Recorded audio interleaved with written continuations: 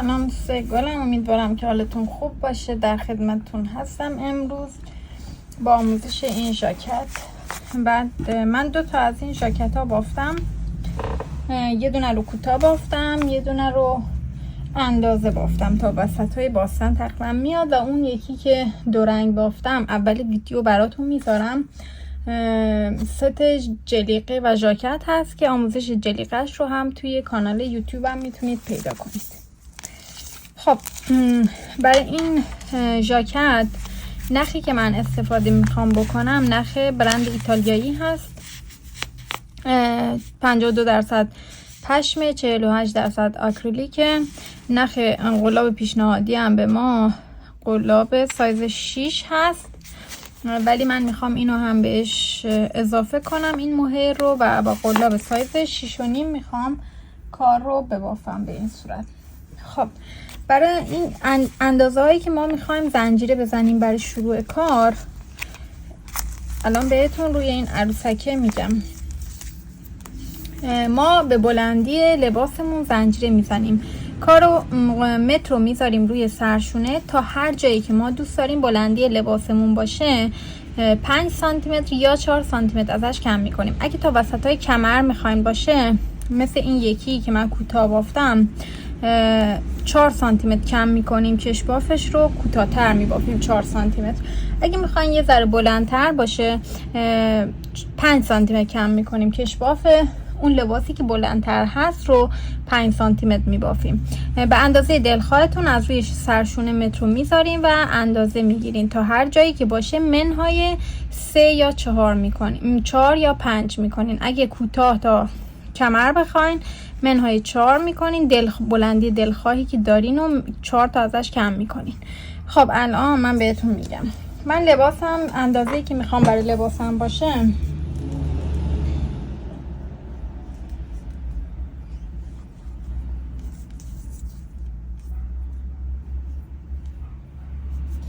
میخوام که لباسم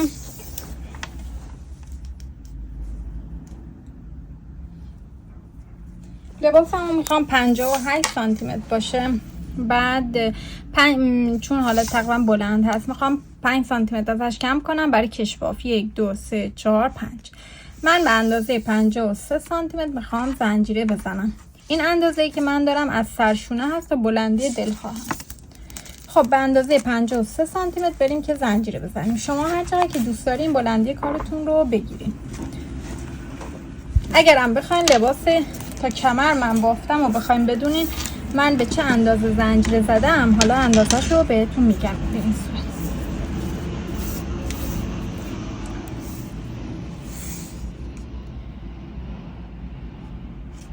من به اندازه 36 سانتی متر 4 سانتی متر کم کردم. 1 2 3 4. برای این لباس کوتاهه که این هست من به اندازه 32 سانتی متر زنجیره زدم. برای اون لباس که امروز میخوام ببافم 53 سانتی متر زنجیره میزنم. قلابی هم که میخوام استفاده کنم قلاب سایز 6.5 هست. خب و حتما زنجیرهایی که سر میندازین یه عدد فرد باشه حتما.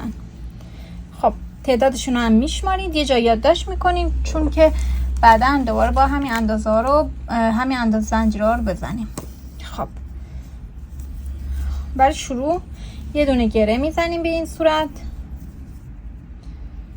حالت ضربه دری. نخ رو به این صورت حالت ضربه دری میگیریم، قلاب از اینجا فرو میکنیم، یه نخ میگیریم میاریم بیرون و گره میزنیم. خب شروع میکنیم به بافته به زنجیره زدن. 1 2 3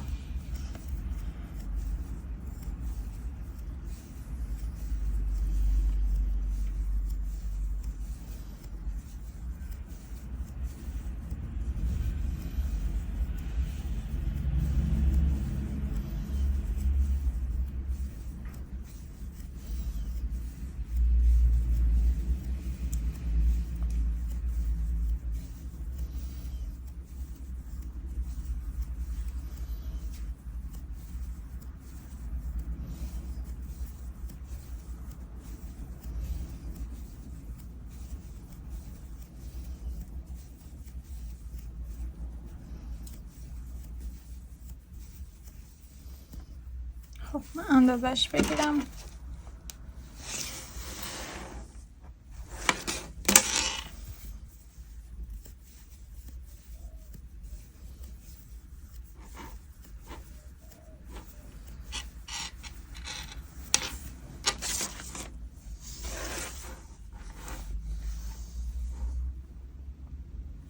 خب من به اندازه 63 تا دونه زنجیره زدم. ببینید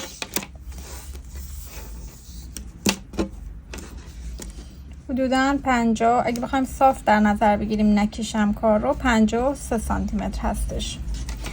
خب 65 گفتم درسته؟ حتما عدد فرد باشه، یه جا هم یادداشتش میکنم. 65. حالا برای شروع کار یه دونه زنجیره اضافی میزنیم.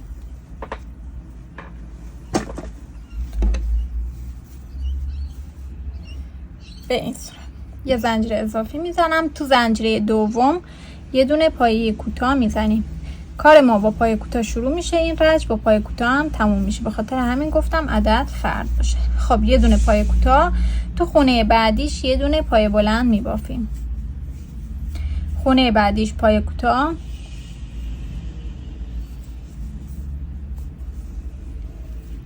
بعدی پایه بلند، تا آخر کار یه پایه کوتاه یه پایه بلند میبافیم. دونه آخری هم پایه کوتاه.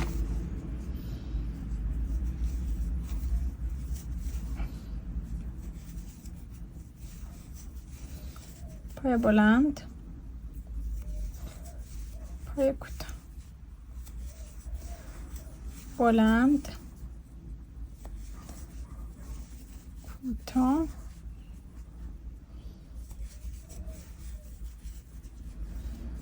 بلند، کوتاه.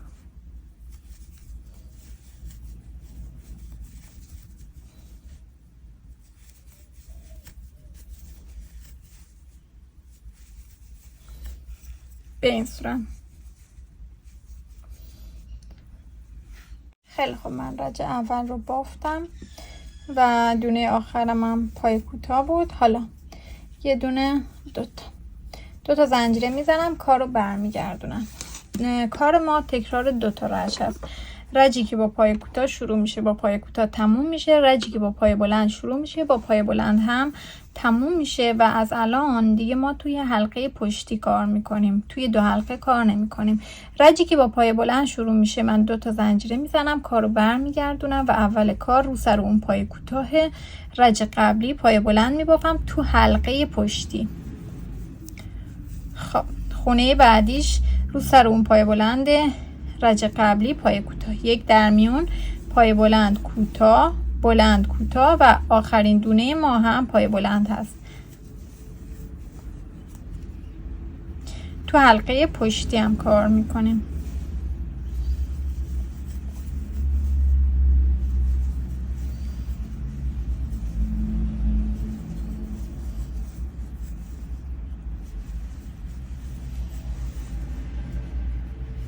رو سر پای کوتاه ها پای بلند میبافیم، رو سر پای بلند پای کوتاه.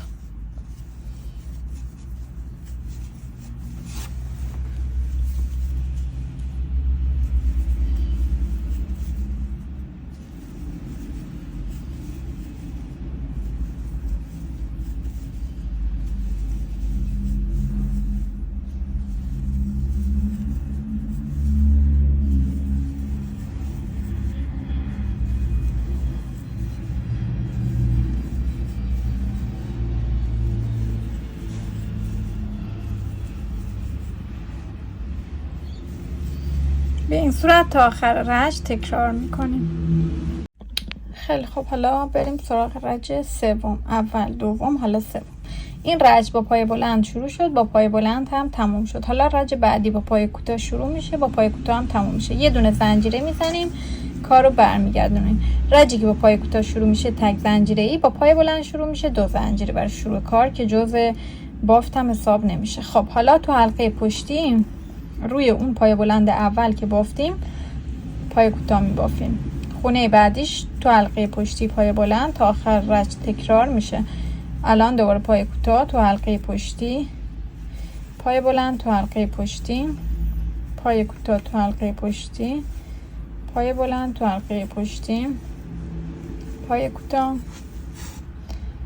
پای بلند. خیلی خوب، این رج رو تا آخر میبافیم. بعد رج بعد رو هم میبافیم، یعنی 4 رج میبافیم. بعد میایم که با هم دیگه زنجیره اضافه کنیم و این تیکه پشت هست. خب این قسمت که تا الان داریم میبافیم دقیقا از این بالا تا اینجا این تیکه از وسط کار. خب این تیکه رو داریم میبافیم. ما به اندازه کشباف جلو که میخوایم بذاریم این تیکه رو میبافیم.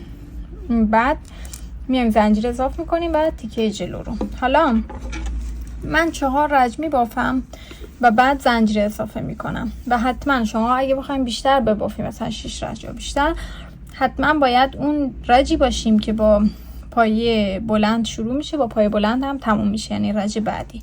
خب این رج رو میبافیم. تو حلقه پشتی هم فقط کار میکنه. رج بعدی رو هم میبافیم که رج بعدی تکرار رج قبل هست. همه چی شبیه همه، فقط این رج با پای کوتاه شروع میشه، با پای کوتاه تموم میشه، تو حلقه پشتی کار میشه. رج بعدی با پای بلند شروع میشه، با پای بلند تموم میشه و باز تو حلقه پشتی کار میکنیم. خیلی خب 4 رج، یه رج دیگه غیر از این رج رو ببافیم. منم میبافم، میایم با هم دیگه ادامه کار رو ببافیم.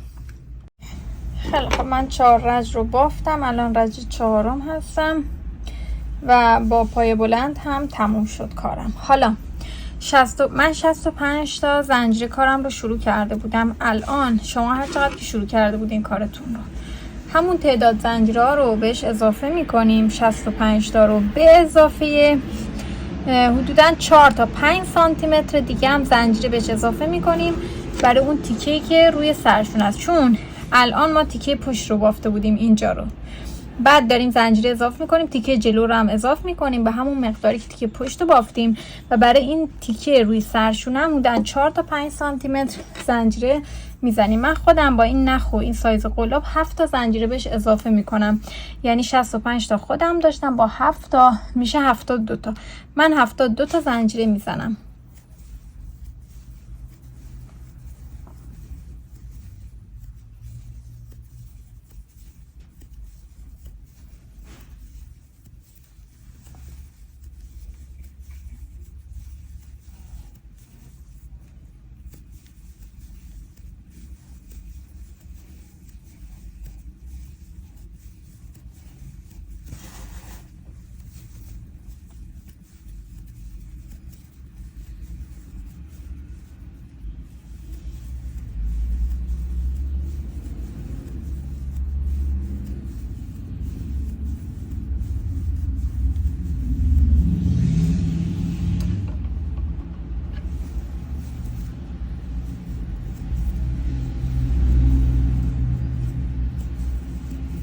خیلی خب من 72 تا زنجیرم رو زدم و حتما این تعدادی که الان زنجیر سر انداختیم باید عددی زوج باشه.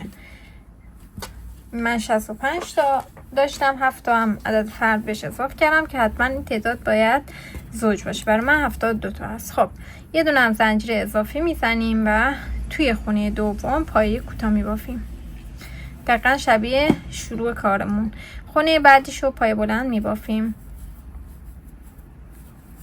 بعدی رو پای کوتاه، بعدی پای بلند، بعدیش پای کوتاه، یه پای کوتاه یه بلند، یه پای کوتاه یه پای بلند میبافیم تا به آخر زنجیره ها برسیم.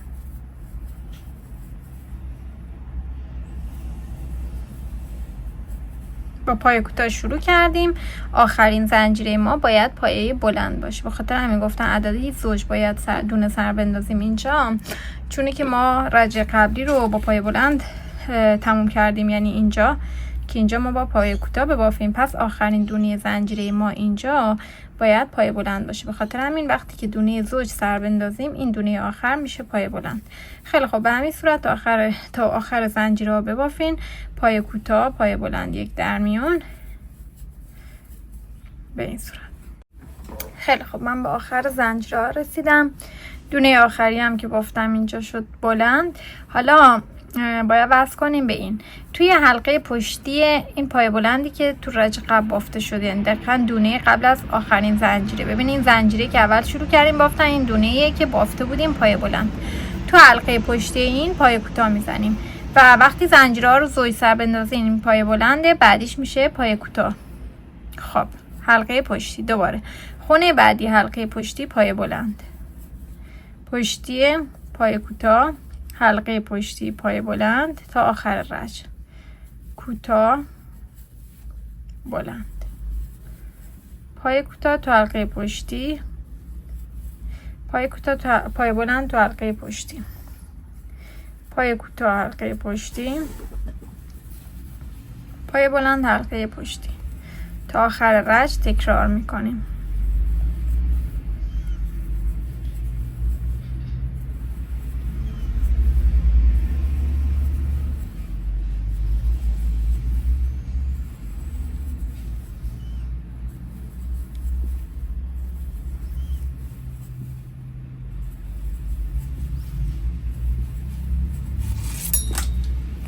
خیلی خب من تا آخر رج بافتم. دونه آخرم هم پای کوتاه است. با پای کوتاه زنجیر انداختیم، شروع کردیم اینجا، با پای کوتاه هم تموم کردیم. حالا ببینید دوستان، این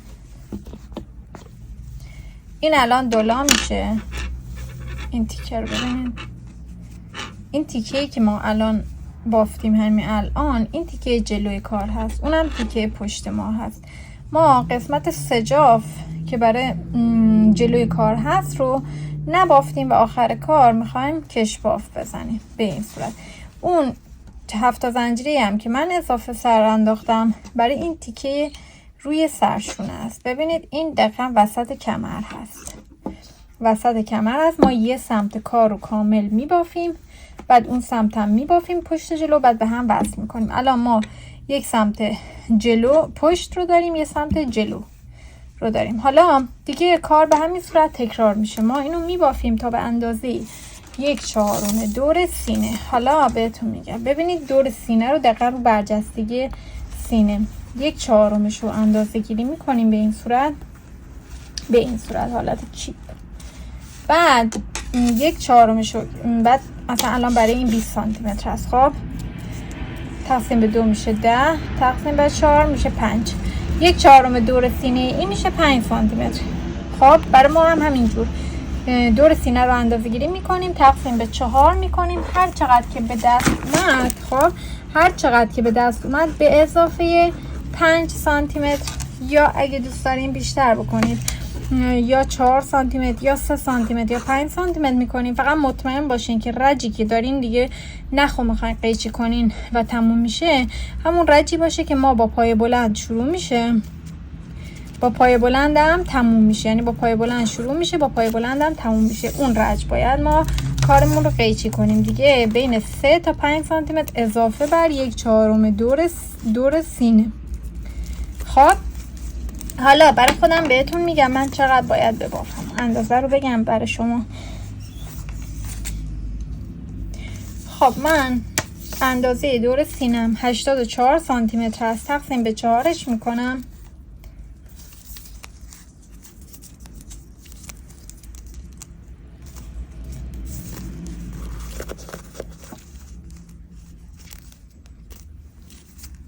میشه 21. خب برای من 1/4 دور سینه میشه 21 سانتی متر به اضافه 5 سانتی متر یا 3 سانتی متر دل بخواه هست میکنیم. حالا من هنوز نمیدونم چقدر میخوام بافم، ولی دوتای قبلی رو 5 سانتی متر بافتم. یعنی وقتی 5 سانتی متر شما اینجا اضافه کنین، چون 1/4 دور سینه است، ما 20 سانتی متر یعنی اضافه داریم. یعنی 20 سانتی متر از سایز خودتون بیشتر، یعنی اوورسایز است و برای کاپشن و ژاکت همین معمولا همون 20 سانتی متر اضافه است. پس به اضافه 5 سانتی متر من میکنم. حالا شما میتونین اگه بخواین فیت تر باشه به چسب بدنتون، نمیدونم چی بهش میگم، حالا میتونید 3 سانتی متر اضافه کنید. پس برای من باید به اندازه 26 سانتی متر ببافم. 26 سانتی متر اینجای کار 26 سانتی متر من باید ببافم و حتما رج من هم با یه عددی با اون رجی باید نخ قیچی کنم که با پای بلند شروع میشه، با پای بلند هم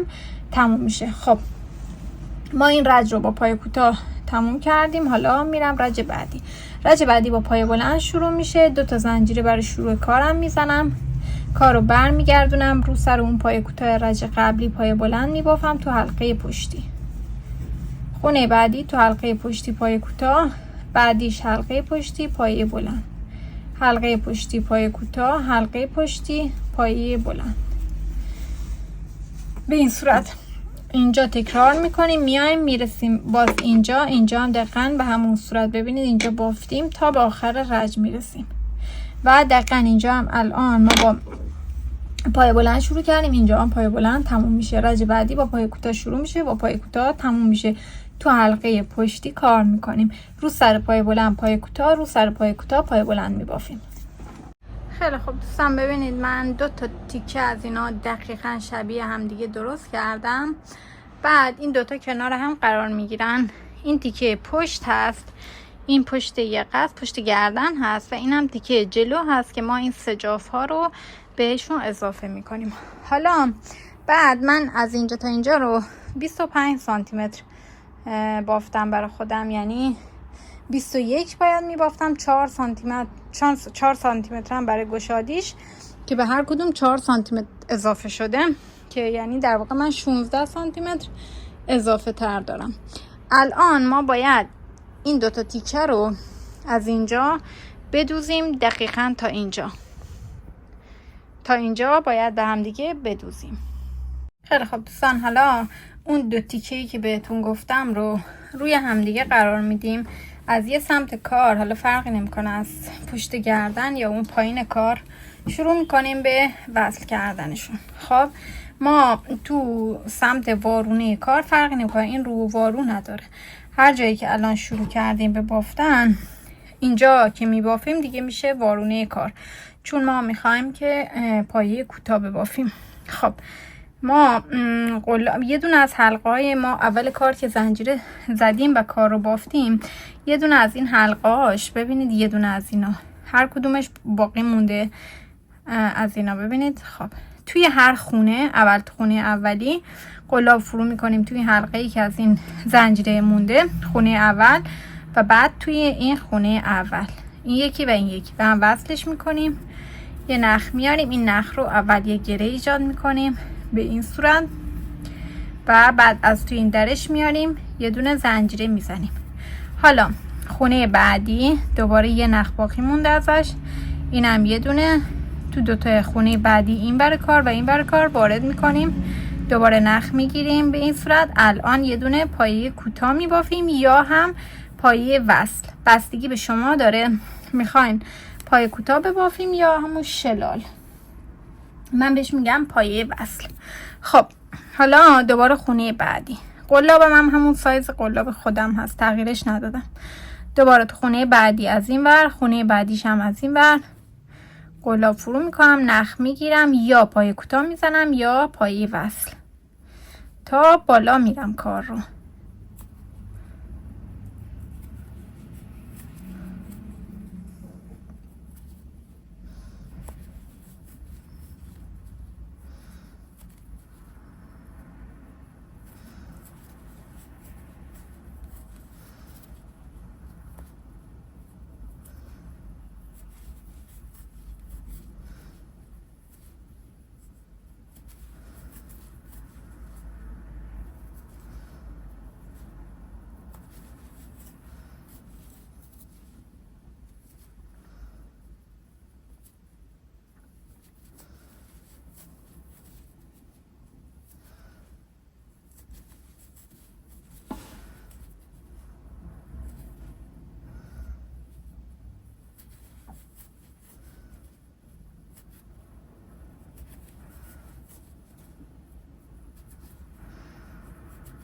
خیلی خوب، به همین صورت تا آخر کار رو به هم وصل میکنیم. بعد این تیکه میشه تیکه وارونه و این قسمت هم میشه قسمت واروی کارمون، یعنی دقیقا میشه وسط پشت. خیلی خب، حالا من تیکه پشت رو به هم دیگه وصل کردم اینجا و اینم واروی کار هست، با پای وصلشون کردم. الان برمیگردونم به اون سمت کار رو، اینم روی اصلی کار هست. خب حالا میایم پایین به این صورت. اینم دیگه دقیقا اون هلالی که ایجاد شده پشت گردن ما هست، اینم جلوی کار هست. حالا ما اینو تا میکنیم به این صورت روی هم دیگه قرارشون میدیم. خب چون الان ما میخوایم آستین رو ببافیم به این صورت، ببینید. و دونه وسط رو مشخص میکنیم. دور تا دور این دونه ها رو میشماریم. برای من که 65 تا اینور بود، 65 تا اونور و 7 تا هم وسط بود. پس من باید 66 67 دونه 69می رو از اینجا بشمارم و مارکر بذارم. دقیقاً میشه دونه وسط. حالا میشماریم و مارکر میذاریم.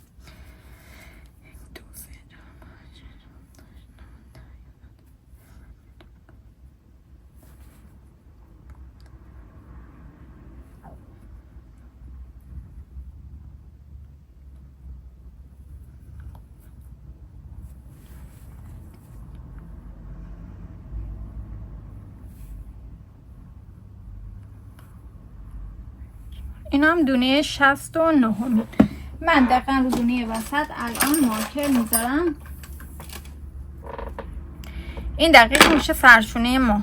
خب برای اینکه آستین رو مشخص کنیم، اینا رو دقیقا از همین خطی که این مارکر رو گذاشتم رو هم دیگه قرارش میدیم. بذار اینو بیارم عقب. خب اینو میذاریم رو هم دیگه به این صورت. خب بلندی حلقه آستینمون رو علامت میزنیم. ببینم چقدر دوست داریم حلقه آستین ما بلند باشه، اونو علامت میزنیم. حالا برای من 2 تا حلقه آستین برای اون لباسی که 2 رنگ بافتم رو یه ذره حلقه آستینم رو تنگ گذاشتم و بلندی حلقه آستینم اینجا 19 سانتی متر هست. یعنی از اینجا گذاشتم تا اینجا شده 19 سانتی متر که در واقع میشه دورش میشه 38 سانتی متر. ولی برای اون یکی یه ذره آزادتر گذاشتم کار رو. و اینکه این لباس این نوع پشم هم زیادی شل میشه کار و من زیاد گشاد نمیذارم.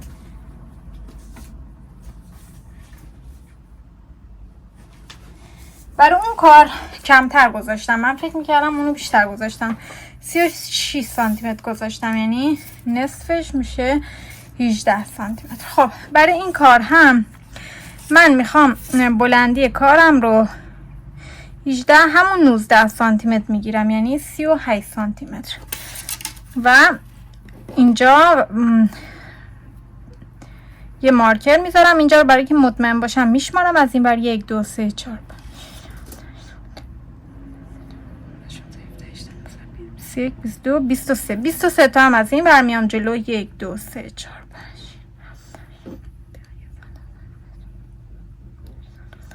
21 22 23. 2 تا مارکر، یه مارکر این بر یه مارکر این بر میذارم.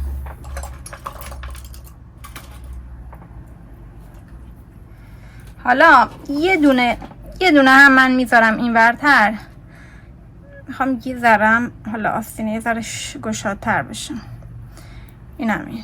خب شما هم دور حلقه آستینتون رو بگیرین به هر جور که شما دوست دارید آزادتر باشه آزادتر بذارین.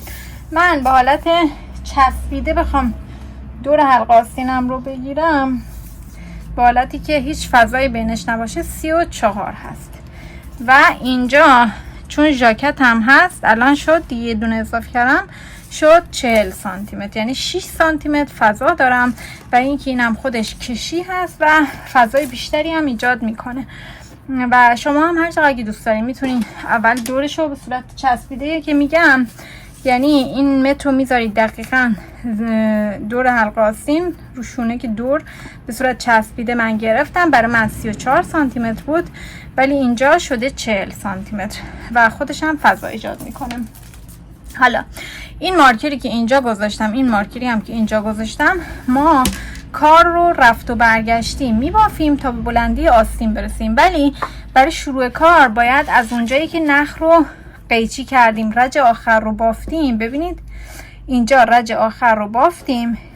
وقتی که ما رج آخر رو بافتیم دیگه دوباره کار برمیگرده و ادامه اینو میبافیم. از اون سمتی کار رو شروع میکنیم به بافتن که رج آخر رو بافتیم و نخ رو قیچی کردیم، یعنی از این سمت. من الان باید از این سمت کارم رو شروع کنم به بافتن.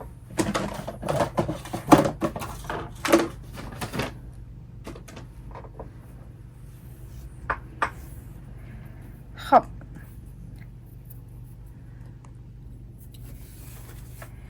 یه دونه گره میزنم و این دونه ای که من مارکر روش گذاشتم پای بلند هست. خب ما رو سر پای بلند و پای کوتاه میبافتیم، رو سر پای کوتاه پای بلند. پس اینجا من باید کارم رو با پای بلند از حلقه پشتی شروع کنم، ولی دونه اول و آخر رو برای اینکه کارمون محکم تر باشه ما توی 2 حلقه قلاب رو فرو میکنیم و پای کوتاه میزنیم. به این صورت ببینید پای کوتاه اول رج رو میخوام بزنم، قلابم تو گره‌ای که ایجاد کردم داخل این 2 حلقه فرو میکنم، این دوم اینو هم میگیرم میذارم زیر کار و نخ رو میارم بیرون، یه دونه پای کوتاه میبافم. به این صورت خونه های بعدی شد دیگه کلا تو حلقه پشتی دوباره کار میکنیم. فقط دونه اول این مارکر وسطی دیگه نیازشم نداریم، میتونید درش بیاریم و دونه آخر رو توی 2 تا حلقه کار میکنیم. خب حالا باید بشمارم ببینم چند تا دونه اضافه کردم. آره تعداد عددهایی که انتخاب کردم فرق بوده، درسته. حالا خونه بعدی تو حلقه پشتی پای بلند، چون از رج قبل من پای کوتاه من با خلافش رو روش ببافم. شما ممکنه این دونه‌ای که تو مارکر گذاشتین پای کوتاه باشه، پس کارتون رو با پای بلند شروع میکنین، دقیقا شبیه همین لباسی که بافتیم تا الان. خب خونه بعدی که پای کوتاه از رج قبل هست تو حلقه پشتی من پایه بلند میبافم. رج من با پایه کوتاه شروع شده.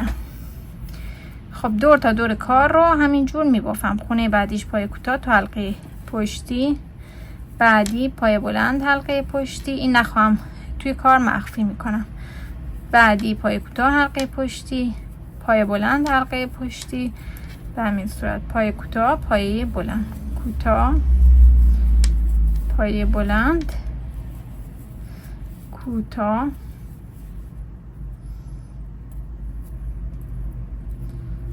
پایه بلند تا آخر رج همینجور میبافیم کارمون رو.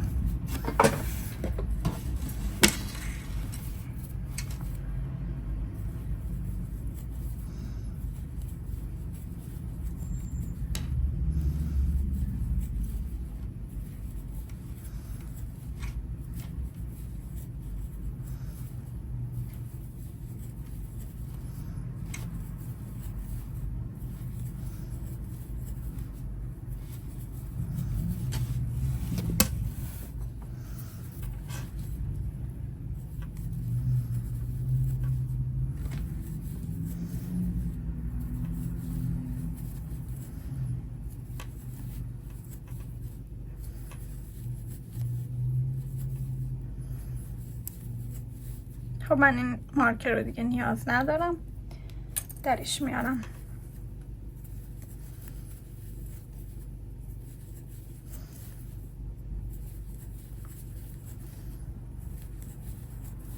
تعدادی که اینجا مشخص کردین حتما برای اون سمت کار هم همین الان مارکر گذاری کنین، یا هم که دونه ها رو یه جای یادداشت کنین که به اندازه هم دیگه باشن. همون جوری که بهتون گفتم اول خط وسط رو مشخص میکنین، بعد این ور و اون ور رو مارکر گذاری میکنین که اندازه حلقه آستین رو مشخص کنین. خیلی خب این دیگه بقیه کار به همین صورت هست. این رج رو که من برای من با پای کوتاه شروع شد، با پای کوتاه هم تموم میشه. رج بعد دوباره با پای بلند شروع میشه، با پای کوتاه با پای بلند هم تموم میشه و حلقه پشتی کار میکنیم و عین بقیه لباس که بافتیم رفت و برگشتی کار میکنیم و تکرار همون 2 رج هست تا به بلندی دلخواه آستینمون منهای 5 سانتی متر که بخوایم براش کشباف پایین کار به این صورت ببافیم. و حدوداً من اندازه گیری بهتون میگم، بلندی کارمون به اندازه این هست، منهای من متر رو پیدا کنم، آره اینجاست. خب من تا اینجا بلندی کارم رو بافتم، بعد اینجا کاهش داشتم، اینجا شروع کردم به بافتن. خب حدوداً 6 سانت اینو رفت و برگشتی میبافین تا 6 سانت کمتر از اندازه‌ای که میخواین برای آستینتون باشه. حالا من این رج رو هم میبافم، رج بعد رو هم میام با هم دیگه ببافیم که بعد بقیه‌اش رو شما ببافین. خب به این صورت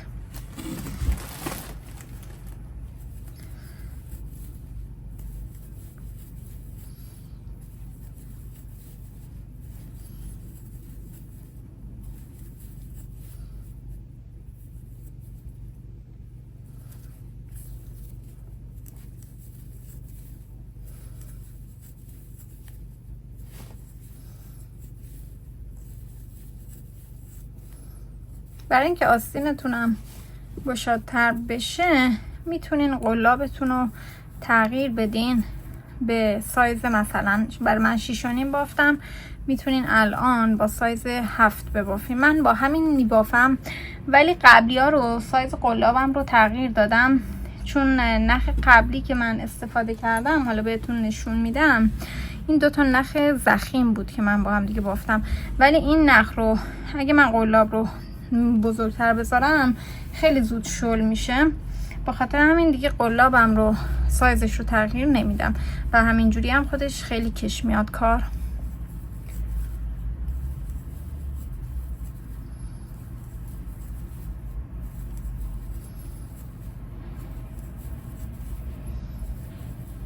خیلی خوب. دونه آخر هم توی 2 حلقه کار میکنیم، پای کوتاه هست به این صورت. حالا برای رج بعدی دیگه نیازی نیست که دونه اول و آخر رو ما توی 2 حلقه کار کنیم، نرمال بافته میشه، همه تو حلقه پشتی کار میکنیم. خب رج بعد برای من با پای بلند شروع میشه، 2 تا زنجیره میزنم و کار رو برمیگردونم. بعد توی حلقه پشتی خونه اولی پای بلند میبافم، خونه بعدیش پای کوتاه، بعدی پای بلند، به همین صورت تا آخر رج. دوباره کوتاه،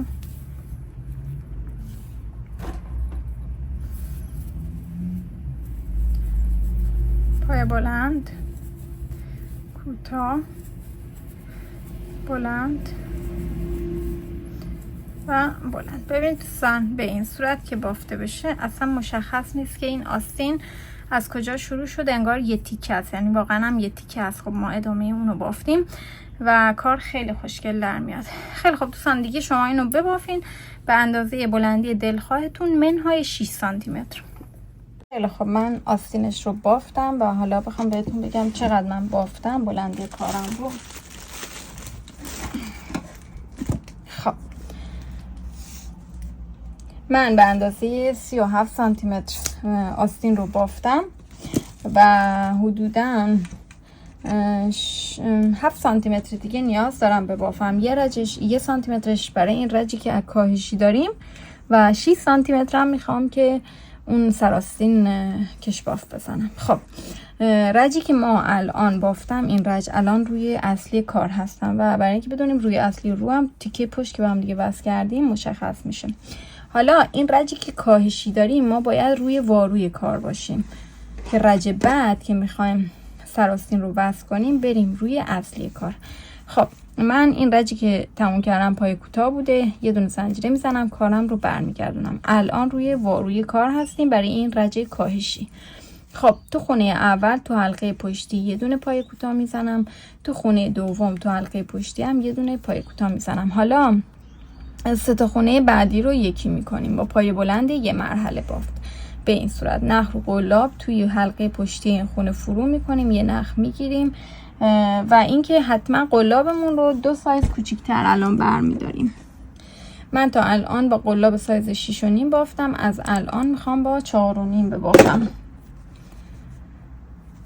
خب 3 خونه بعدی یکی میکنیم، نخ رو قلاب تو این خونه تو حلقه پشتی فرو میکنیم، یه نخ میگیریم، یه نخ رو قلاب از 2 تا خارج میکنیم، دوباره نخ رو قلاب تو حلقه پشتی خونه بعدی قلاب فرو میکنیم، یه نخ میگیریم، نخ رو قلاب از 2 تاش خارج میکنیم، نخ رو قلاب تو حلقه پشتی خونه بعدی یه نخ میگیریم، نخ رو قلاب از 2 تای باقی مانده خارج میکنیم. حالا 4 تا نخ رو قلاب داریم، یه نخ رو قلاب از اون 4 تا خارج میکنیم. به این صورت ما 3 تا پای بلند رو یکی کردیم. حالا 2 تا 3 تا خونه بعدی توی هر خونه یه دونه پای کوتاه تو حلقه پشتی کار میشه. به این صورت دوباره 3 خونه بعد رو یکی میکنیم، پای بلند یه مرحله باف که در آخر همه رو به هم وصل میکنیم. خب نخ رو قلاب تو حلقه پشتی این خونه فرو میکنیم، نخ میگیریم، نخ رو قلاب 2 تا حلقه خارج میکنیم، نخ رو قلاب تو خونه بعدی فرو میکنیم، یه نخ میگیریم، نخ رو قلاب از 2 تا خارج میکنیم،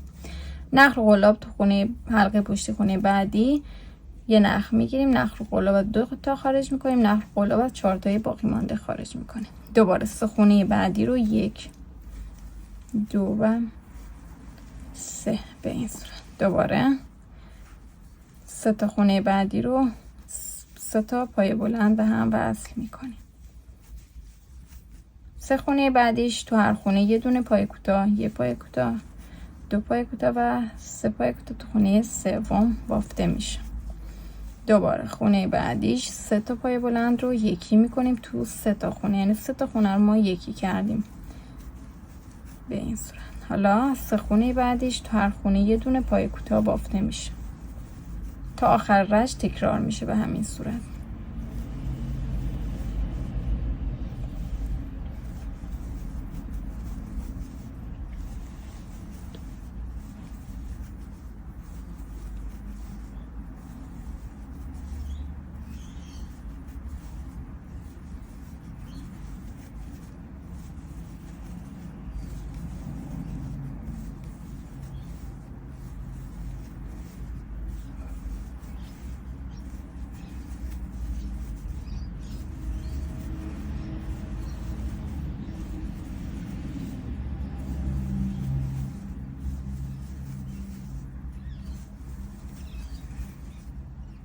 دو تا خونه باقی ماند، 1 و 2 تا پای کوتاهمون میزنم به این صورت. حالا به اندازه بلندی دلخواهتون که میخواین سراستین باشه زنجیره میزنیم. 1 2 3 4 5 6 7. من 7 تا حالا اندازش بگیرم به اندازه 5 یا هر چقدر که شما کم کرده بودین، کم گذاشته بودین برای سراستینتون. ببینید اینجا 5 سانتی متر از این. حالا من یه دونه دیگه اضافه میکنم چون آستینمو به اندازه 6 7 سانتی متر کمتر بافته بودم. 1 2 3 4 1 2 3 4 5 6 7 8 تا 8 تا دونه زنجیره میزنم. خب حالا یه دونه زنجیره میزنم، این زنجیره اضافی که بافته نمیشه. حالا تو خونه دوم پای کوتاه میبافم. 1 خونه بعدیش هم یه دونه پای کوتاه تا آخر رج، یعنی ما 8 تا پای کوتاه الان باید بزنیم. این 4 تا 5 تا 6 7 و 8. ببینید تا اینجا رو بافتم. الان میخوام کارم رو برگردونم که الان ما کار رو برگردوندیم دیگه حتما روی اصلی کار باید باشیم چون رج قبلی رو با روی وارو کار شروع کردیم. حالا به این صورت ببینین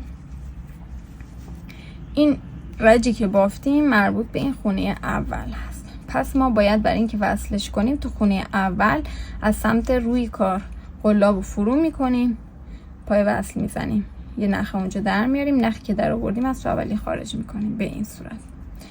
این رج مربوط به این خونه است، بافته شد. حالا بر بافت خونه بعدی باز ما باید پای وصل رو بزنیم تو خونه بعدی به این صورت و کارو شروع کنیم به بافتم. حالا برای اینکه راحت تر باشه یه دونه هم زنجیره میزنم، بعد کارو برمیگردونم. حالا ببینید ما یه زنجیره رو بافتیم، اینو یه زنجیره زدیم، 2 تا هم پای وصل انجام دادیم. این یه پای وصل، اینم 2 تا پای وصل. اینا رو بافته نمیشه. 1 2 3 یعنی این 3 تا رو ما نمیبافیم. میایم تو خونه چهارم که میبینیم پای کوتاه میزنیم تو حلقه پشتی. از این سمت هم میتونین بشمارین که 8مین دونه بشه. 1 2 3 4 5 6 7 8. خب تو حلقه پشتی پای کوتاه میبافیم 8 تا. برای شما هر تعداد که زنجیره سر انداختین.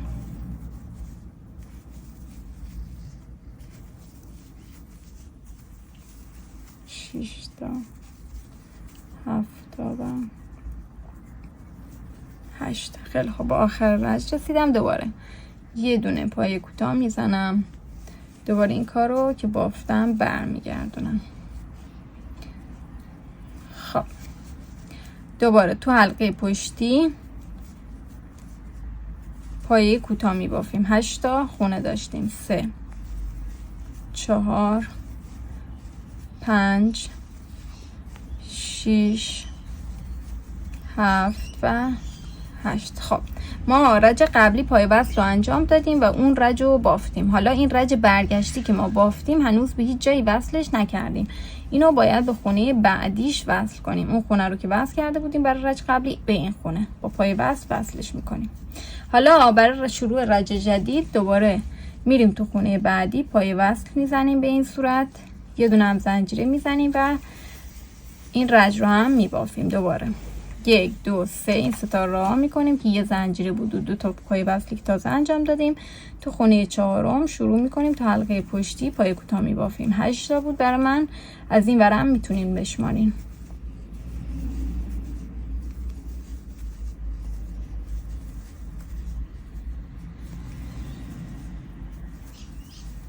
خب دوباره یه زنجیره میزنم و کار رو برمیگردونم. دوباره خونه اول یه پای کوتاه حلقه پشتی، پای کوتاه حلقه پشتی تا آخر. بر من 8 است.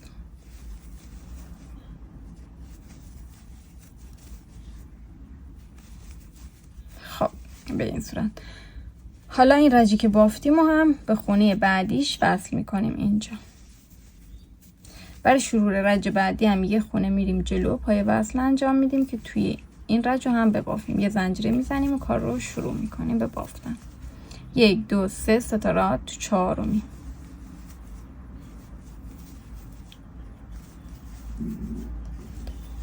چهار تا، 5 تا، 6 تا، 7 تا و 8 تا. ببینید الان اون پای وصلی که انجام دادیم دیگه کامل بافتیمش. الان این رجو که میخوام شروع کنم به هیچ جایی هنوز وصل نیست. الان شروعش میکنم میبافم، بعد وصلش میکنیم به خونه بعدیش.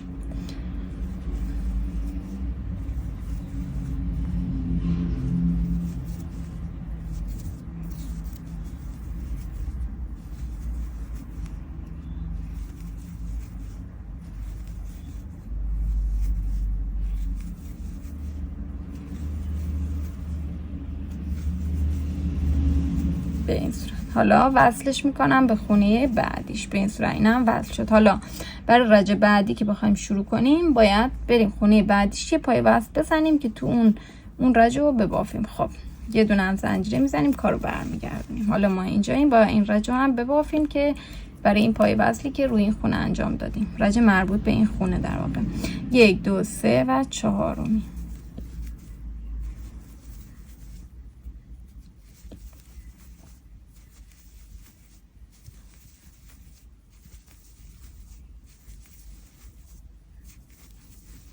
با آخر رج رسیدم، یه زنجیره دوباره کار رو برمیگردونم. ببینید اینجا من تا اینجا رو بافتم.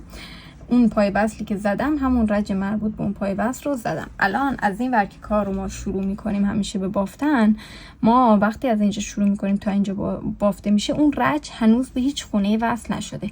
پس ما وصلش میکنیم به خونه بعد از اون که پای وصل انجام داده بودیم و برای شروع رج بعدیش هم دوباره یه پای وصل میریم جلو که اون رج رو هم ببافیم. حالا این رج هم با هم ببافیم. خب دوباره تو حلقه پشتی پای کوتاه، فقط هم حلقه پشتی ما کار میکنیم.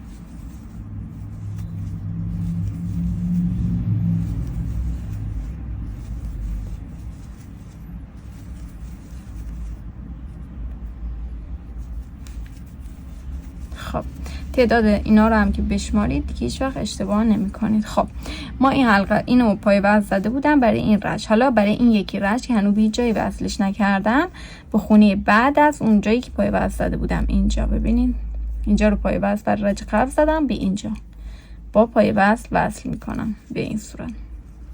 حالا میخوام رج بعدی رو شروع کنم. یه خونه میرم جلو، پای وصل میزنم، یه دونه هم زنجیره میزنم که کارمو بتونم راحت برگردونم. حالا زنجیره که زدیم و اون 2 تا پای وصلی که زدیم و ما نمیبافیم تو خونه 4م.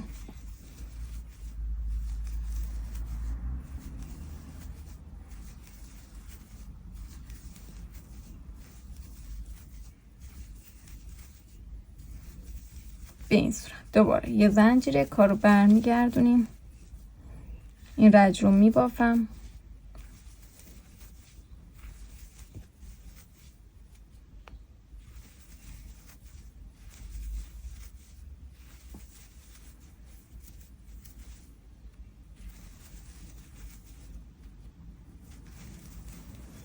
خب دوباره وصلش میکنم به خونه بعدیش. این خونه رو که وصل کردم، ببینید نزدیک نگاه کنید، اینو با پای وصل کردم، یعنی قشنگ به هم وصله. تو خونه بعدیش پای وصل میزنم. برای رج بعدی دوباره میرم خونه بعدی پای وصل میزنم، یه زنجیر کار رو برمیگردم. کار رو تا آخر اینجا میبافیم. حالا من رج آخرم میام بهتون میگم. خیلی خوب بچه، من به رج آخر رسیدم. ببینید اگه دونه آخری که دیگه بافتین، مثلا اینجایی که دیگه برمیگردین وصل انجام میدین، رجتون رو میبافین، دونه آخرتون اینجا باشه، دیگه لازم نیست یه رج بینین بر. همونجور که اول کار بهتون گفتم، ببینید من وقتی پای وصل اینجا انجام میدم، روش یه رج میبافم میام تا اینجا، ولی وقتی از اینجا میخوام برگردم اونجا، این رجی که میبافم تا اینجا یه جایی با وصل بشه. من الان یه دونه باقی مونده، پس من هنوز نیاز دارم یه رج رو ببافم برسم به اینجا پای وصل بزنم. ولی اگه شما دونه آخر رو که وصل کردین به این سمت اومدین، دیگه دونه ای نباشه که وقتی این رج رو میبافین به این سمت بهش وصل کنین، دیگه اونجا آخر کارمون هست. خب ولی من یه دونه دیگه باقی مونده که من یه دونمو میبافم. این رج رو میبافم و به اون دونه آخر که باقی مونده وصلش میکنم.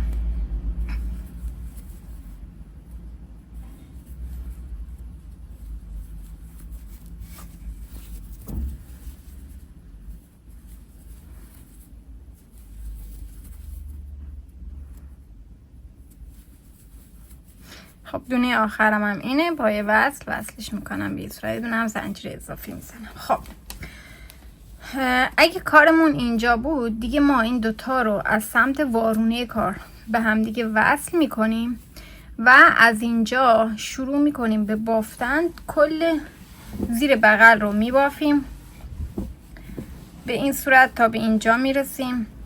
این دوتا رو یعنی از اینجا که رو هم دیگه میذاریم دوتا آستین رو میبافیم تا میرسیم به اینجا، این دوتا. خب بعد این دوتا هم دقیقا روبرو هم قرار میگیره، بافته میشه و پهلوها رو هم تا پایین میبافیم کامل تا میایم سمت پایین به این صورت. این دوتا لبه سراستین رو هم دیگه قرار میدم.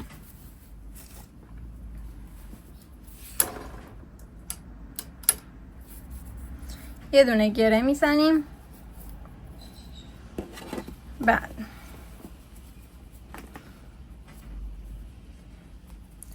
اینجا دو تا حلقه است، هر کدوم از این لبه ها دو تا حلقه دارن. خب این یکی که ما زنجیر زدیم یه حلقه داره، توی این حلقه فرو میکنیم. بعد تو حلقه، حالا تو دو حلقه میخوایم فرو کنی یا هم توی یکی از حلقه ها میخوایم فرو کنی، حلقه پشتی فرو کنی که یه خط هم جلو بندازه. اگه هم دوست داشتین تو دو حلقه فرو کنین. این یکی که با زنجیره شروع کردیم خودش یه حلقه بیشتر نداره. خب گره رو در میاریم، یه دونه زنجیره میزنیم، دوباره میریم خونه بعدی. این یکی که زنجیره رو شروع کردیم یه حلقه داره، اینم من تو حلقه پشتیش وارد میکنم به این صورت، یه پای وصل. خونه بعدیش و بعدیش.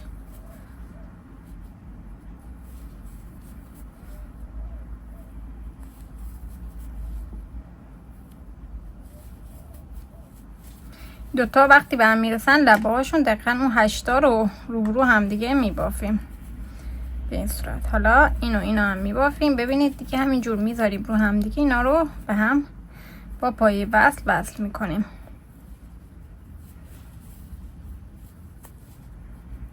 اینو میتونیم اینجا رو، ببینید بچه ها، میتونیم اینجا رو پایه کوتاه بزنیم اینجوری. خب با پای کوتاه وصل میکنیم اینجا رو. بعد نخمو اینجا، چونی که این دیواره رو من با 6.5 بافتم، قلابم همون 6.5 الان برمیدارم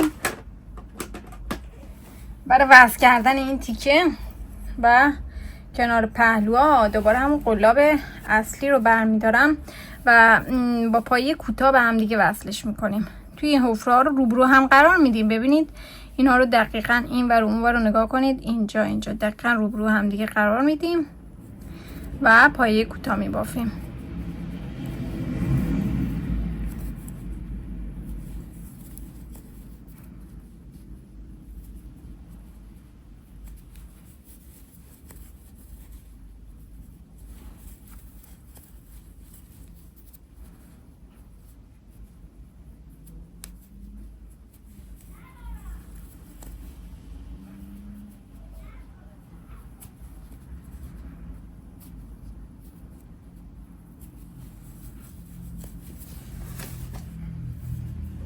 با نخ و سوزن هم میتونین وصل کنین، هر جوری که کار برای شما راحت تر باشه.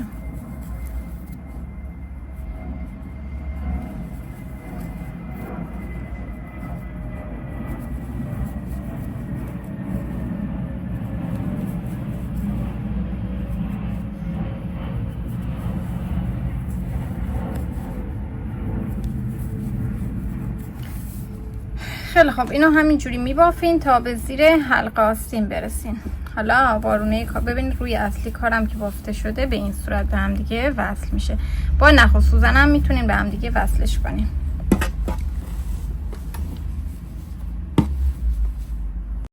خیلی خب، من تا اینجا رو پای کوتاه وصل کردم آستینا رو به هم دیگه. به زیر بغل رسیدم، به این دوتایی که به هم دیگه با مارکر نشون گذاری کرده بودیم برای آستین. خب مارکر رو در میاریم. از الان برای پهلوها اینجوری بافته میشه، با پایه وصل کار انجام میدیم و توی حلقه جلویی اون سمتی که اون چیزی که به سمت ما هست، خونه جلویی اونی که به سمت ما هست و توی حلقه جلویی اون یکی، یعنی دوتاشو جلویی میذاریم. ببینید با پایه وصل دوباره حلقه جلویی این یکی، حلقه جلویی این یکی، با پایه وصل میکنیم. حلقه جلویی این، حلقه جلویی این، حلقه جلویی این یکی و حلقه جلویی اون یکی، تا اون پایین کار رو همینجور میبافیم.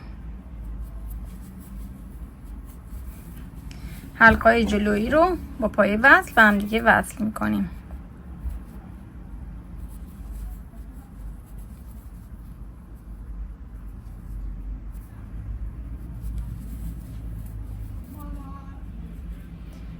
حلقه جلویی این و حلقه جلویی این یکی.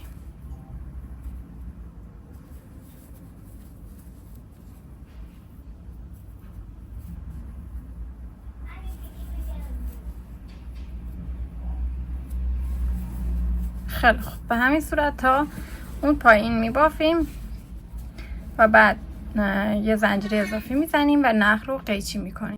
خیلی خب بچه ها، ببینید این آستین رو من وصل کردم، پایینش هم بافتم، پهلوها همه جا رو به هم وصل کردم. دقیقاً کاری که برای این آستین انجام دادیم برای این یکی آستین هم انجام میدیم. بعد که دوتا آستین رو وصل کردیم، پهلوها هم کامل به هم دیگه وصل شد، میایم تیکه پایین کار، کشباف پایین کار رو میبافیم. کار رو از روی اصلی شروع میکنیم به بافتن، دور تا دور پایین کار رو که میبافیم. حالا با هم دیگه انجام میدیم که بعد از اینکه پایین کار رو بافتیم میایم این تیکه رو، این تیکه اینجا، یه تیکه از اینجا میره تا اینجا، این تیکه رو میبافیم. خیلی خب، حالا بریم پایین کار رو ببافیم با هم. خیلی خب، بریم که پایین کار رو ببافیم. الان کار رج اول ما یه رج پای کوتاه میبافیم، کار رو حالت وارونه قرار میدیم، جایی که واروی کار هست. چون این رج با آخر میرسیم بعد کار میاد رو، چون ما اون بافتای پایین کشباف رو از حالت رو وصل میکنیم مثل سراستین. خب کار رو حالت وارونه قرار میدیم، یه دونه گره میزنم به این صورت. خب حالا این گره، ببینید بچه ها اینجا رو یه توضیح بدم. ببین ما یه رج رو اینجا رو بیاریم، حالا اینجا مثلا اینجا که مشخص داره این رج، ببینید یه رج برجستگی داریم، یه رج فرو رفتگی، برجستگی فرو رفتگی، برجستگی فرو رفتگی. توی یکی از اینا پای بلند شروع که مثلا ببینید این رج رو من با پای بلند شروع کردم، این رج با پای کوتاه شروع شده. این رج که فرو رفته هست، داخل هست، با پای بلند شروع شده. اون رجی که برجسته هست رجی هست که با پای کوتاه شروع شده. حالا ما چطوری بافت انجام میدیم؟ ما اون رجی که فرو رفته هست، ببینید این فرو رفته است، رجی بود که با پای بلند شروع شده بود، ما گره رو غلاف فرو میکنیم، گره رو از توش در میاریم. تو اون رجی که با پای بلند شروع شده، یعنی همون که فرو رفته است، ما 2 تا پای کوتاه میزنیم، 1 و 2. میریم سراغ رج بعدی. ببینید حالا میتونیم چسبیده به هم نزنیم، مثلا یکیشو اینجا بزنیم، یکیشو تو حفره ایوری بزنم. خب فقط اینجا رو نگاه کنید که این برجسته. حالا میایم تو رو رجی که برجسته است، همون رجی که با پای کوتاه شروع شده، یه دونه پای کوتاه روش میزنیم. دوباره میایم اینجا، اون رجی است که فرو رفته است، رجی که با پای بلند شروع شده، ما 2 تا پای بلند روش میزنیم. میتونیم 2 تاشو توی حفره بزنیم، میتونیم هم یکم بیایم این ورتر بزنیم، بستگی به شما داره. حالا این رجی که برجسته است رجیه که با پای کوتاه شروع شده، یه دونه پای کوتاه روش میبافیم به این صورت. حالا دوباره این رج بعدی فرو رفته است. رج فرو رفته رجیه که با پای بلند شروع شده. اینجا که من دارم این برم فکر کنم همین باشه، اینجا شده برجسته.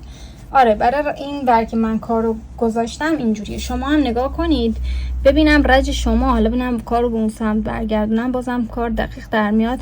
نه ببینید این بر رج برجسته من کار اصلی که برگردوندم برای من رج برجسته من رجی که با پای بلند شروع شده، رج فرو رفتم رجی که با پای کوتاه شروع شده. شما چی کار میکنین؟ شما میایم پیدا میکنین اینجا رو، اول یه نگاهی میندازین ببینم اون برجسته ای که دارین شما الان رو حالت وارو میبافین اون رجی هست که با پای بلند شروع شده یا با پای کوتاه. اگه مثل من اون برجسته رجی باشه که با پای بلند پای کوتاه شروع شده باشه، رو اون رج فقط یه دونه پای کوتاه میبافیم. و اگه باز مثل من اون فرو رفتگی رجی هست که با پای بلند شروع شده، رو پای بلند شروع رج 2 تا پای کوتاه میبافیم، 1 و 2. دوباره برجسته برای من رجی که با پای کوتاه شروع شده، یه دونه پای کوتاه، دوباره فرو رفته 2 تا پای کوتاه. اگه برای شما هم همینجوریه همینجوری. اگه هم برعکسش بود مثلا برای شما مثلا روی کار من برعکسش هست، شما فقط رو اون رجی که پای بلند هست 2 تا پای کوتاه ببافین، رو اون رجی که پای کوتاه هست یه دونه پای کوتاه. ببینید یه دونه پای کوتاه اینجا رجی که پای بلند من 2 تا پای بلند میبافم. میتونیم کنار هم ببافیم، میتونم یکیشو هم این ورترش ببافم. دوباره رج پای کوتاه یه پای کوتاه، رج پای بلند 2 تا پای بلند، رج پای کوتاه یه پای کوتاه سرش میبافم، رجی هم که با پای بلند شروع شده 2 تا پای بلند میبافم تا آخر رج تکرار میکنی به این صورت. دوباره رجی که پای بلند شروع شده من 2 تا پای بلند میبافم. الان اینجا رسیدیم، ببینید ما به وسط کار رسیدیم. بعد یه دونه این رج برجسته منه، یه دونه پای کوتاه هم میزنم. حالا رسیدیم به این تیکه ای که یه رج من فرو رفته داشتم، یعنی 2 تا پای بلند هست برای من. این رجی که با پای بلند شروع شده 2 تا پای بلند رو میزنم، این تیکه رو رها میکنم، هیچی نمیبافم. دوباره اون تیکه اوری دوباره رجی هست که برای من پای بلند بوده، به شما هم گفته بودم با پای بلند تموم بشه، فکر کنم شبیه هم باشه همه چی. خب حالا رج بعدی رجی هست که با پای کوتاه شروع شده. خب به همین صورت اونجایی که پای بلند هست من 2 تا پای کوتاه میزنم، اونجایی که مثل این پای کوتاه هست من یه دونه پای کوتاه، رو سر پای بلند 2 تا پای کوتاه، رو سر پای کوتاه خودش یه دونه پای کوتاه. دور تا دور کار رو به همین صورت میبافیم. خیلی خب من این رج رو بافتم، پای کوتاه زدم، با آخر رج رسیدم. حالا زنجیره میزنیم. چقدر زنجیره میزنیم؟ به اندازه 5 سانتی متر زنجیره میزنیم. 1 2 3 4 5 6 و 7. من 7 تا زنجیره میزنم. حالا یه دونه هم زنجیره اضافی میزنم، بعد تو خونه دوم پای کوتاه میبافم تا آخر. دقیقاً عین سراستین هست، این پایین کار عین سراستین بافته میشه. من دیگه اونجا توضیحات رو دادم، اینجا فقط 2 3 رج رو میبافم. خب 7. حالا کار برمیگردم. الان ما روی اصلی کار هستیم. به خونه اولی با پای وصلش میکنم، دوباره پای وصل میرم خونه بعدی، زنجیره میزنم و 1 2 3 تا راه میکنم توی 4می شروع میکنم به بافتن. 2 3 بر من 7 بود، 4 5 6 و 7. دوباره یه زنجیره میزنم، کارم رو برمیگردونم به این صورت. دور تا دور کار پایین کار رو ما میبافیم.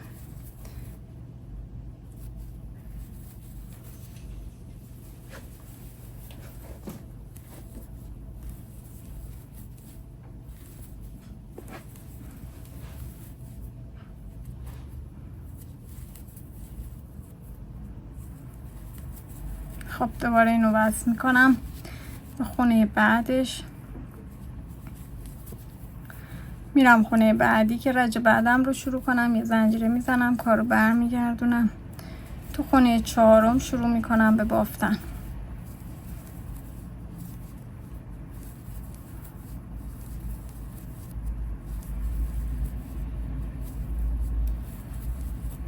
دوباره یه زنجیره کار رو برمیگردونم. ببینید به این صورت هست کار. یه رج دیگه ببافیم.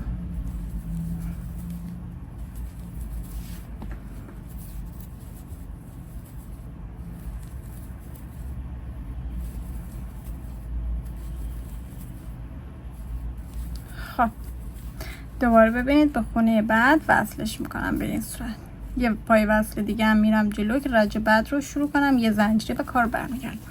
دقیقاً دور تا دور کار رو همینجور تکرار میکنید.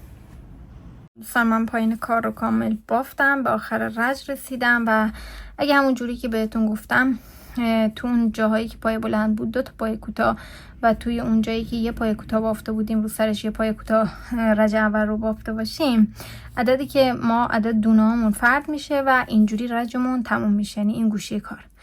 اگر احیانا این رج یه دونه دیگه اضافه داشتین و شما کار نداره اینو میبافین و به اینجا میرسین، بعد نخ و قیچی میکنین، به این سمت کار نخ رو وصل میکنین و شروع میکنین به زنجیره زدن. ولی اگه همون جوری که من گفتم پیش رفته باشین اینجوری کارتون تموم میشه، دقیقاً عین من. و قلاب ما اینجاست، نخ و قیچی نمی کنیم و الان ما میایم جلوی یقه و سراست چی بهش میگن، جادکمه، یا اونجا جادکمه نداریم ولی اون تیکه جلو رو میخوایم ببافیم. خب حالا من اینجا هم 7 تا زنجیره میزنم، 1 2 3 4 5 6 و 7.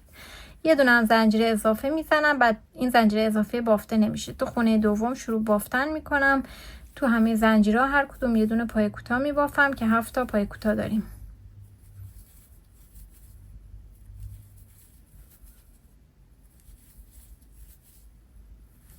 خب اینو به خونه اولی وصل میکنم با پای وصل، دقیقا شبیه همون کار تکرار میشه. دوباره رو خونه دوم پای وصل میزنم، یه دونه زنجیره میزنم، کارو برمیگردونم تو خونه چهارم شروع میکنم تو حلقه پشتی پای کوتاه زدم. کار شبیه سراستین و پایین کار دقیقا بافته میشه و به همین صورت دور تا دور کار رو میریم.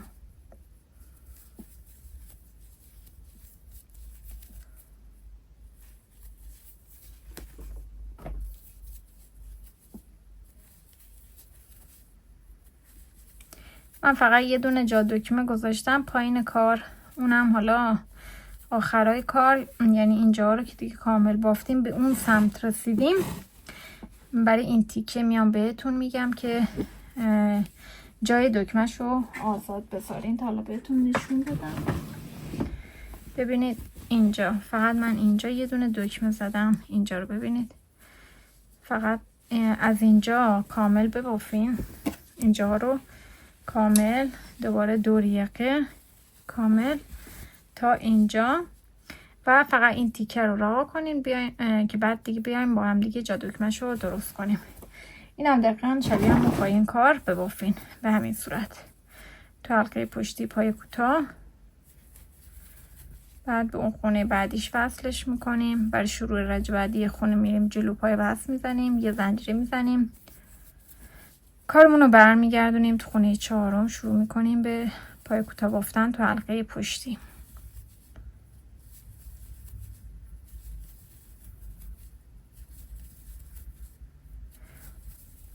به این صورت. ببینید اینا دیگه خونه ها مشخص هست. اینجا هم که بیاین ببینید اینجا جایی که ما زنجیره سر انداختیم که ما یه خونه از زنجیره ها باقی مونده، ببینید اینجا و میتونید شما ببینیدش به صورت عمودی هست. اینجا اینا هر کدوم یه خونه است. از رو همین میتونید پیدا کنیم پای بلنده پای کوتاهه. این خونه، این یه خونه است، این یه خونه است، دوباره این یه خونه است. یه دونه از حلقه های زنجیره ها تو کار مونده و ما میتونیم به راحتی پیداشون کنیم به این صورت. خب دور تا دور کار رو همینجور میبافیم. بعد به تیکه پشت تیکه دور یقه، این تیکه پشت یقه که میرسیم همون جوری که پایین کار بهتون گفتم، اینجایی که یه پای بلند بافته شده مثل این، ببینید 2 تا حفره داره. ببینید یه حفره اینجاشه، یه حفره اینجاشه. اینو 2 خونه در نظر بگیرید. یه بار به اینجا وصل میکنین، دوباره اینجا هم اینم یه خونه در نظر بگیرید. بعد میرسیم اینجا، اینجا جایی که پای کوتاه بافته بودیم، اینجا ببینید، اینجا برجستگی شد پای کوتاه، اون فرو رفتگی بر من شد پای بلند. دوباره میریم بعدیش، اونجایی که پای بلند هست دو تا خونه در نظر میگیریم، یعنی یه رج میره، برگشتی هم دوباره میاد تو همین. حالا من اینو میبافم، میام تیکه پشت یقه رو یه چند تا رجش رو با هم دیگه ببافیم. خیلی خب دوستان، من اینجا رو بافتم و این به تیکه پشت گردن رسیدم. حالا این رجا هم بافتم و وصل کردم به این تیکه اینجا بود، یکی از خونه ها. حالا وارد این تیکه پشت گردن میشم که اینجا بافت ندارم که ببینم، فقط پای بلند و کوتاه هر رج رو میبینم. خب که توی این، من الان توی این رج هستم، برای من اون فرو رفتگی پای بلندا بود که من توی پای بلندها 2 تا بافت دارم و توی این برجستگی که برای من اینجا پای کوتاه هست یه دونه بافت هست، یعنی من اینجا یه بافت، توی این فرو رفتگی 2 تا. به این صورت ببینید الان میخوام بیام رو این فرو رفتگی که 2 تا بافت هست. ببینید اینجا یه پای بلند که ما داریم، یه دونه حفره این ور هست، یه دونه هم این ور هست. من الان برای اینکه رج بعد رو ببافم این حفره رو وصل میکنم به این صورت، یه زنجیره میزنم و کار رو برمیگردونم. این رج رو میبافم، میام بالا.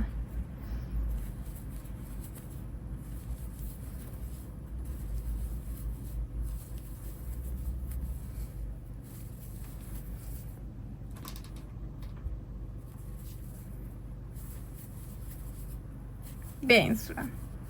حالا دوباره این رج رو هم میرم به سمت پشت گردن. الان این رج رو که بافتم وصل میکنم به اون 2 تا، برای هر پای بلند ما 2 تا میبافتیم دیگه، وصلش میکنم به اونجا.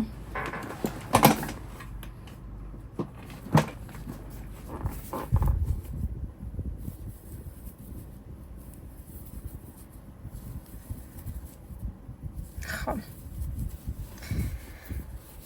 اینجا یه دونش رو وصل کردم، 2 تا حفره بود بر پای بلندم، حفره این وری دوباره الان وصل کردم اینو. دوباره برای رج بعدی رو شروع کنم، رسیدم به اینجا که پایه کوتاه هم رو بافتم. ببینید اینجا پایه کوتاه من هست، یه دونه وصل میزنم، یه دونه هم زنجیره و کار رو برمیگردونم. 1 2 3 4.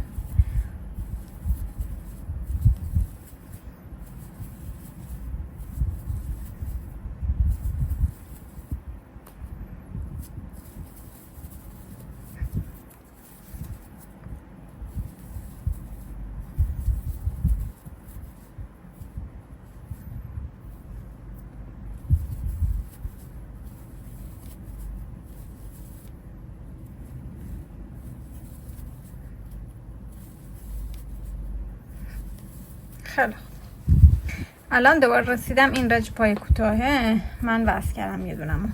الان رسیدم رو اونجایی که پای بلند بافتم و ببینید 2 تا خونه دارم اینجا، 2 تا حفره دارم. تو این حفره وصلش میکنم، حفره این بری یه زنجیره میزنم و کار رو برمیگردونم. نه ببینید این رج که بافتم، ببینید این رج به هیچ جای وصل نیست. ما این رج پای کوتاه رو وصل انجام دادیم، الان رسیدیم به این رجی که پای بلند است، 2 تا حفره است. خب پای وصل میزنم، این رج وصل شد. حالا برای شروع رج بعدی تو حفره بعدیش پای وصل میزنم به این صورت، یه زنجیره و کار رو برمیگردونم.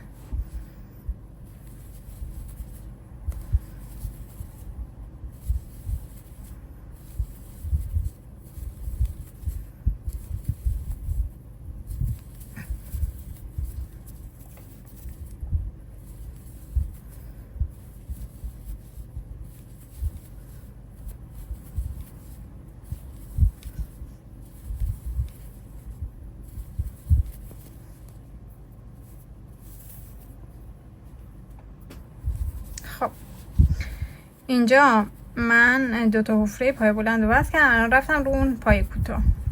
الان این رج رو وصل میکنم به اون پای کوتاهی که باید وصل کنم. برای شروع رج بعدی دوباره رفتم اونجایی که فرو رفتگی برای من یه پای بلند هست که دوباره بافم، یه دونه دیگه وصل انجام میدم توی یکی از اون تو پای بلنده. خب رجم رو شروع میکنم،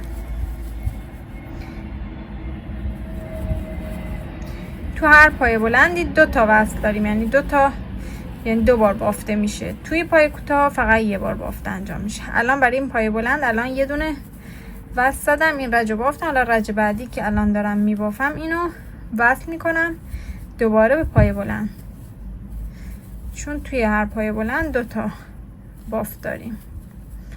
خب دوباره همون پای بلند است. ببینید این من پر پای بلندی یه حفره این برش بود، یه حفره اون برش بود. من حفره اون بری الان وصل میکنم به این صورت. الان برای شروع رج بعدی میرم دوباره. الان رسیدم سراغ پای کوتاه، یه دونه پای وصل میزنم، یه زنجیره کارم برمیگردونم.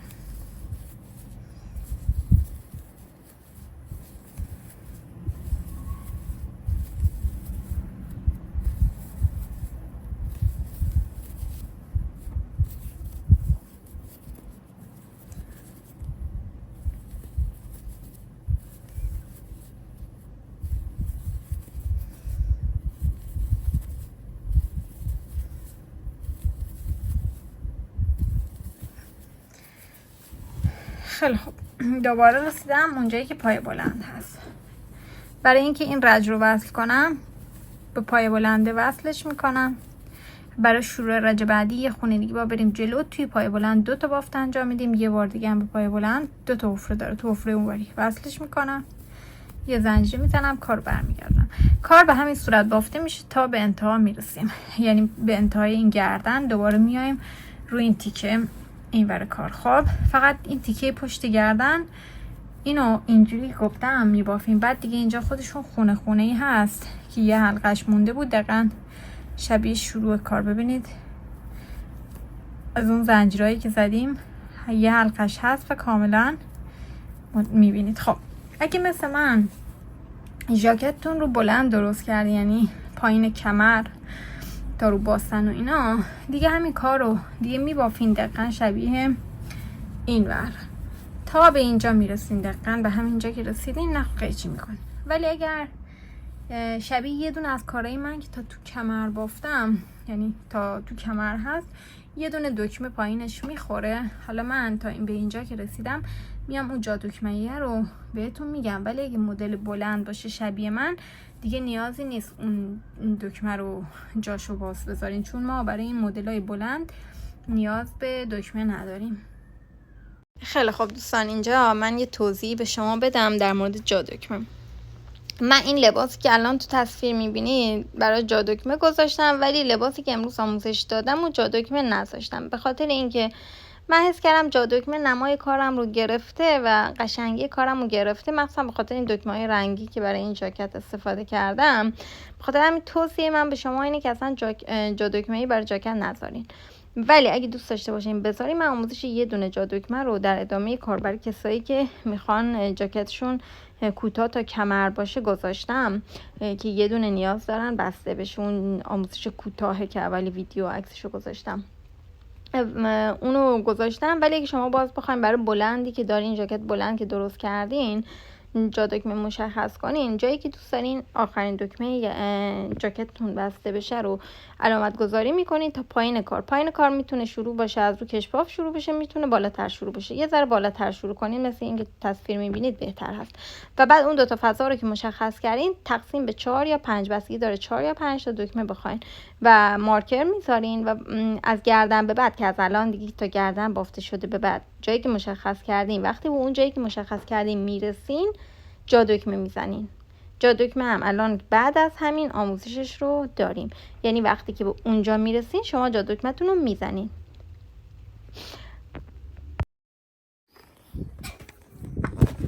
خیلی خب بچه ببینید من به اینجا رسیدم، بعد اینجا شما ممکنه وقتی 1 2 3 4 تا خونه باقی مونده باشه ممکنه اینجای کار باشین. خب الان من این برای کارم فرقی نمیکنه، از هر ور کار که باشین ما میخوایم 2 تا از اول کار میبافیم، 2 تا هم از اینجا، 3 تای وسط رو رها میکنیم و 3 تا زنجیره میزنیم به جاش. اگه اون ور باشین که پای وصلتون رو به خونه بعدی میزنین، تک زنجیرتون رو که زدین خونه اولی و دومی رو تو حلقه پشتی میبافین، بعد 3 تا زنجیره میزنین، 1 2 3 این 3 خونه رها میکنین و این 2 تا رو هم تو حلقه پشتی پای کوتاهشو میزنین. اگه هم این ور باشین خب دیگه یه زنجیرمو زدم، کارمو برگردوندم تو حلقه پشتی. خونه اول یه پای کوتاه، خونه دومم یه پای کوتاه. خب 1 2 و 3 تا زنجیره میزنم. 1 2 3 تا خونه را میکنم تو حلقه پشتی. اون چهارمیه یه پای کوتاه، اون بعدیه هم یه پای کوتاه. به این صورت دیگه یه تعدادی که زنجیر زدینم بیشتر باشه، مثلا اگه 8 تا بود الان 7 تا، من 2 تایی بر 2 تایی بر 3 تا وسط دارم. شما میتونین 2 تایی بر ببافین، 2 تایی بر 4 تا وسط باقی بذارین. اگرم دکمه‌تون کوچولو باشه بعد مثلا 4 تا رو که نگه داشتین به جای 4 زنجیر بالا بزنین 3 تا زنجیر بالا بزنین که مثلا زیادی گشاد نشه. و اینکه همین خودش جا باز میکنه، دکمه بزرگ میشه بذاری داخلش. خب دیگه اینو هم بافتم. حالا به خونه بعد وصلش میکنم. برای رج بعدی هم به خونه بعدی میرم، یه زنجیره میزنم، کارمو برمیگردونم.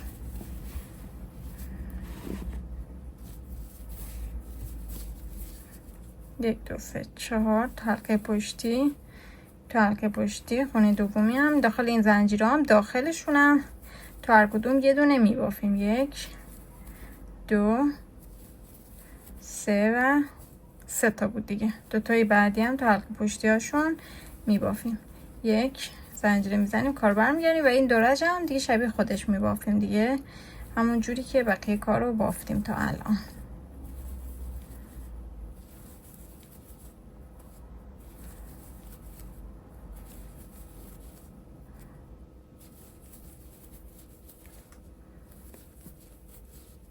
خب یه زنجیر بعدی برای پای بعد این آخرینشه، رج آخره که برای من دارم میبافم.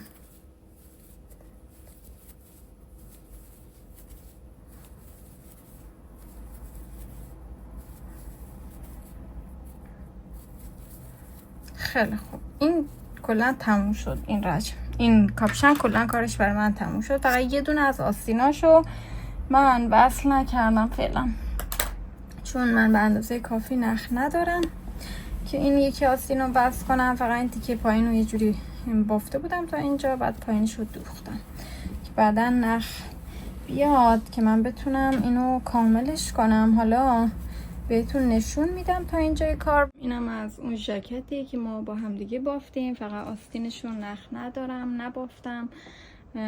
امیدوارم که خوشتون اومده باشه. ببینید این نیازی نبود این بلنده من جا دکمه بذارم، حالا مشخص هم نیست، چون این که اینقدر بلند هست نیازی به جا دکمه نیست. حالا من بعدن که خواستم آستینش رو درست کنم اینو در میارم، چون فقط خواستم بگم چطوری جا دکمه بزنیم.